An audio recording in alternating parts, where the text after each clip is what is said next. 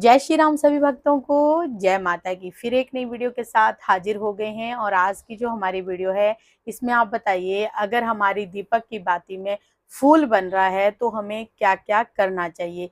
आज की वीडियो इसी विषय पे होने वाली है, हमारे साथ अंत तक बने रहिए, तभी आपको सारी वीडियो समझ भी आती है। अगर वीडियो अच्छी लगती है तो लाइक करें, शेयर करें, कमेंट करें। चैनल पे नए हैं तो चैनल को जरूर सब्सक्राइब करें, साथ में बेल आइकन है उसको प्रेस करें ताकि आने वाली हर एक वीडियो की नोटिफिकेशन सबसे पहले ही आपके फोन में पहुंच जाए। चलिए शुरू करते हैं आज की वीडियो। जय श्री राम। जय श्री राम, जय श्री बालाजी महाराज, जय माता की।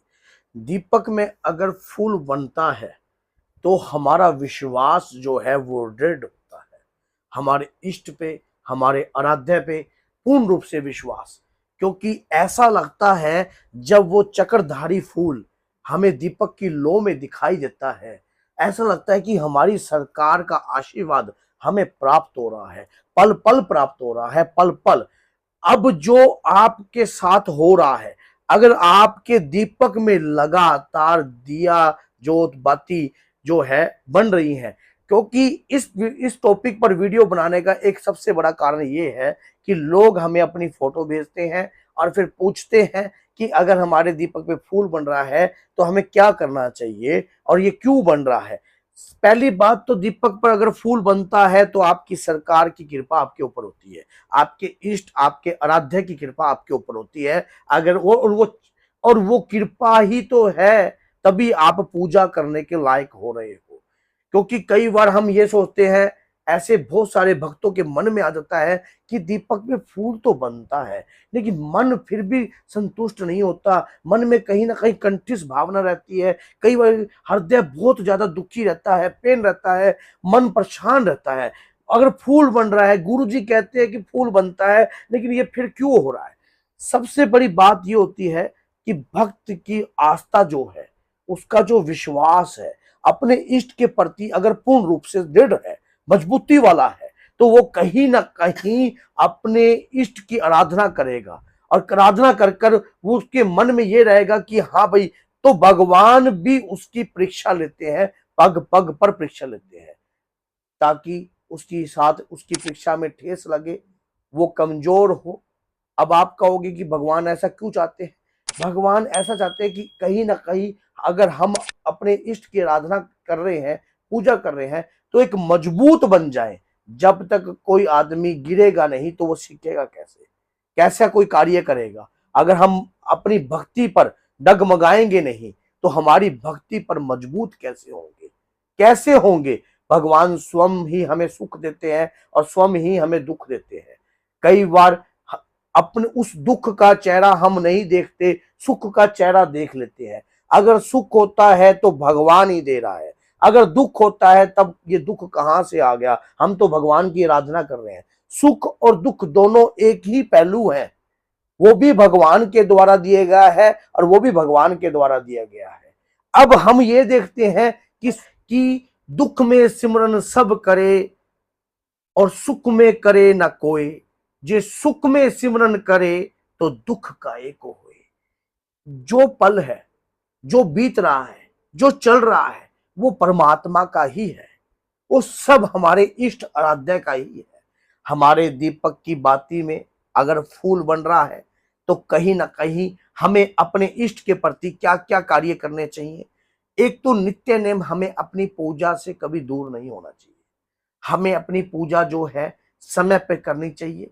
एक अपना अनुशासन बनाना चाहिए कि हमें अपने इष्ट की आराधना करनी है। उस आराधना के समय पर हमें कोई डिस्टरबेंस नहीं करेगा। अगर कोई कितना भी बड़ा जरूरी कार्य आ जाए, हमें अपने इष्ट से कोई दूर नहीं कर सकता, क्योंकि सत्य वही है।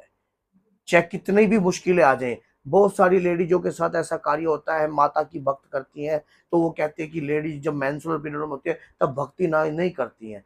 सबसे गलत बात है। आप ये चीज कभी मत छोड़िए।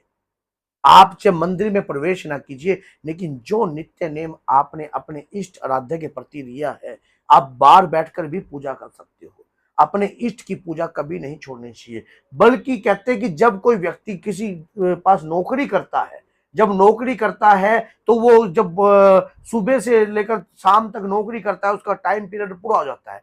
लेकिन जब वो टाइम से ज्यादा नौकरी करने लग जाता है तो उसको एक्स्ट्रा मनी अर्निंग होने लग जाती है। आजकल हर कोई चाहता है कि दो प्रकार की अर्निंग आए। तो इसी प्रकार से सोचो, जब आपकी भक्ति आप सुबह भी कर रहे हो, अगर आप शाम को करते हो तो वो एक्स्ट्रा रूप में भी गिनी जाएगी।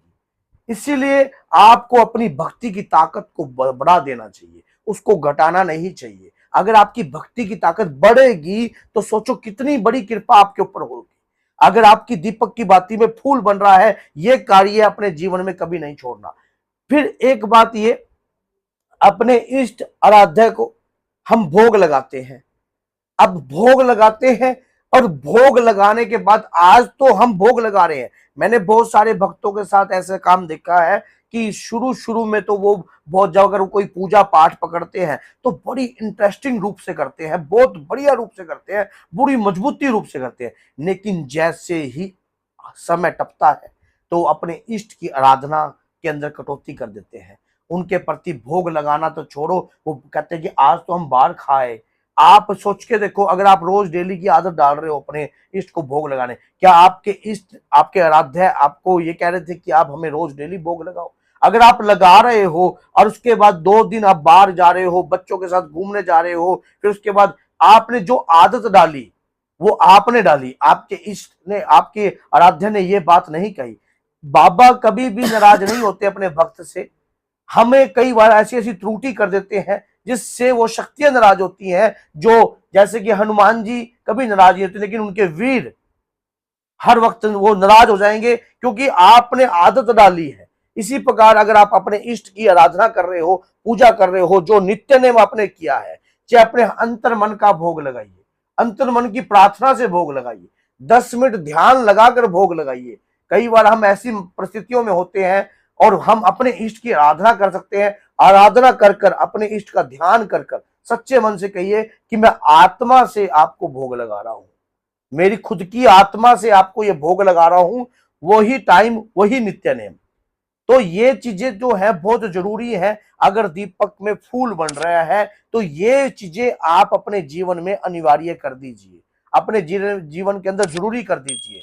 और सबसे बड़ी बात ये होती है कि कुछ ऐसे अनुचित कार्य नहीं करने चाहिए। अगर आपने कुछ नियम बनाए हैं अपने जीवन के अनुसार कि मैं सुबह उठकर नहीं खाऊंगा, बगैर पूजा पाठ करे नहीं खाऊंगा, तो अपने अनुशासन को बरकरार रखिए। इससे आपके अंदर एक मजबूती आएगी, आपके अंदर एक हौसला आएगा, एक कॉन्फिडेंस आएगा आपके अंदर कि मैं अपने नियम पर पूर्ण रूप से तय हूं, अपने नियम पर पूर्ण रूप से मजबूत हूं। अगर आपने स्वयं ही अपने बनाए नियम तोड़ दिए तो आप सोचो, आपको अपनी इष्ट की लालसा प्राप्त करने की है, तो उस प्राप्त करने की लालसा में आप कितने मजबूत होकर चलोगे। जितने आप खुद अपने नियमों पे खड़े उतरोगे, उतना ही आपको अपने इष्ट से प्रेम होगा, उतना ही अपने इष्ट को प्राप्त करने की लगन उत्पन्न होगी। कई भक्त ऐसे कहते हैं कि हमें माता की बाबा की सवारी आती है, पूजा आती है, लेकिन कई बार वो उल्टे सीधे कार्य भी करते हैं। ऐसा कार्य कभी नहीं करना चाहिए, क्योंकि शक्तियों का नाम लेकर अगर आप गलत कार्य करोगे। एक भक्त ने मुझसे पूछ लिया कि आपने लहसुन प्याज पर तो वीडियो बना दी, क्या आप खुद लहसुन प्याज के बगैर रहते हो? मैं कहता हूं कि मेरे साथ जितने भी भक्त जाते हैं, जितने भी यात्रा करने भक्त जाते हैं, यहां तक कि मैं खुद मेरे घर के अंदर लहसुन प्याज तक का परहेज है।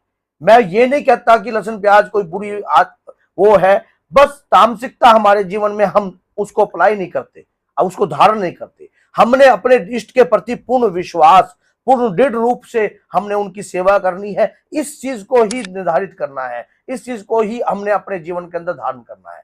जिस दिन ये चीज आपके अंदर उत्पन्न हो गई, उस दिन आपकी आंखों के सामने अदृश्य रूप से फूल नजर आएंगे, आपको स्वयं ज्योतियां नजर आएंगी, स्वयं आपको अपने इष्ट के दर्शन भी नजर आएंगे। और जो कृपा का शक्ति का ओरा आपके साथ चल रहा है, वो ओरा शक्ति भी आपको दिखाई देगी। तो बोलिए जय सीताराम, जय श्री बालाजी, जय माता।